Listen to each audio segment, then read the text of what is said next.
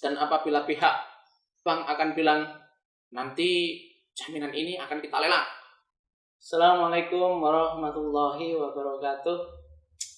Oke, Sobat Samudra Hukum, kenapa kita harus menolak eksekusi bank dari perjanjian kredit di bawah tangan? Jadi begini ya, pada dasarnya bank dengan nasabah itu adalah rekanan dan partner dalam berbisnis. Sama-sama menguntungkan dalam kerjasama kedua belah pihak tersebut. Kedua belah tersebut saling-saling menguntungkan. Misalkan bank dapat profit dari hasil bunga kredit tersebut, sedangkan nasabah dapat untung dari hasil kredit dari pihak bank untuk mengembangkan daripada usahanya tersebut. Kalau masalahnya nasabah itu kondisinya sedang tidak ada uang, ya namanya bisnis itu kan tidak serta-merta harus menanjak terus, naik terus, dan lancar. Tapi kadang kalanya juga naik dan kadang juga pun turun. Kalau kondisi usaha melejit, pasti bank akan selalu menempel. Dan bank selalu akan menawarkan top up, memberikan produk-produk yang ada, memberikan segala semua fasilitasnya. Akan tetapi di saat nasabah sedang menurun dan macet, bank malah semakin menempel dan lebih mendekat. Akan tetapi menempelnya itu untuk menagih. Nah, jadi pihak bank harus tahu kondisinya nasabah itu seperti apa. Anda kasih solusinya. Kalau kalian datang menagih dengan bentak-bentak, apalagi ancaman, bukan nasabahnya itu akan membayar, malah nasabah tersebut akan merasa sangat kecewa. Nah, disinilah diminta kebijakan dari pihak bank, rasa kemanusiaannya juga. Nah, jika Sobat Samudra Hukum yang sedang mengalami permasalahan seperti ini, Anda tetap tenang saja. Anda meskipun usaha Anda yang sedang kondisi bisnis menurun, Anda tetap melakukan pendekatan persuasif kepada pihak bank. Buatlah pengajuan tertulis bahwa kondisi usaha saya saat ini sedang tidak baik dan saya mohon kepada pihak bank untuk melakukan restruktur atau diperkecil angsurannya dan bunga mohon diturunkan.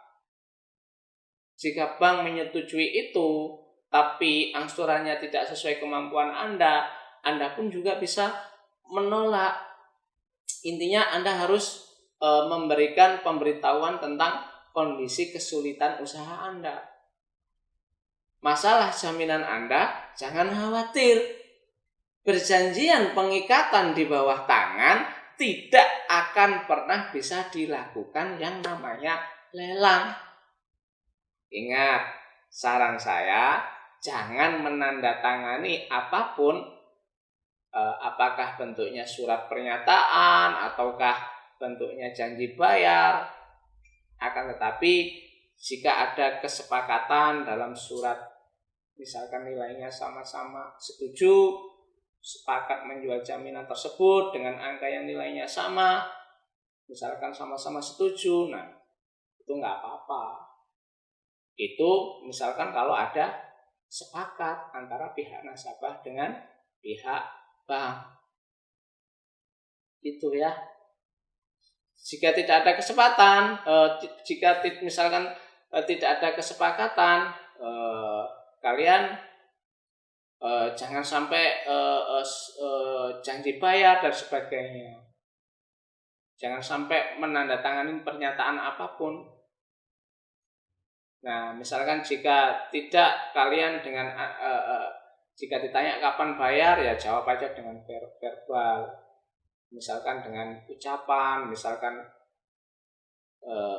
jika ada uang saya bayarkan, begitu aja.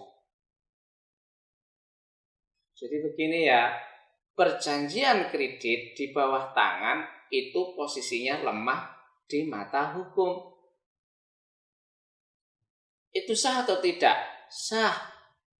Tapi untuk melakukan lelang, jaminan tersebut harus dipasang hak tanggungan yang dimana sudah didaftarkan di Badan Pertanahan Nasional atau BPN.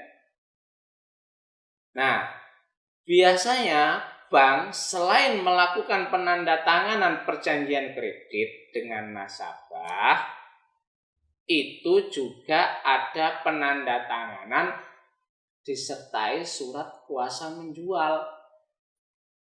Dan itu penandatangannya tidak di hadapan notaris. Dan penandatangannya hanya di atas materai. Apakah itu sah? Sah. Akan tetapi tetap bank tidak bisa melakukan apa-apa. Karena untuk melakukan lelang atas objek tersebut harus yang dijaminkan tersebut dipasang hak tanggungan yang didaftarkan di Badan Pertanahan Nasional. Tanpa adanya hak tanggungan tersebut, bank tidak bisa melakukan apa-apa. Nah, itu yang kami katakan kalau perjanjian kredit di bawah tangan itu tidak akan bisa dilakukan lelang maupun eksekusi. Cara mengetahuinya itu sederhana.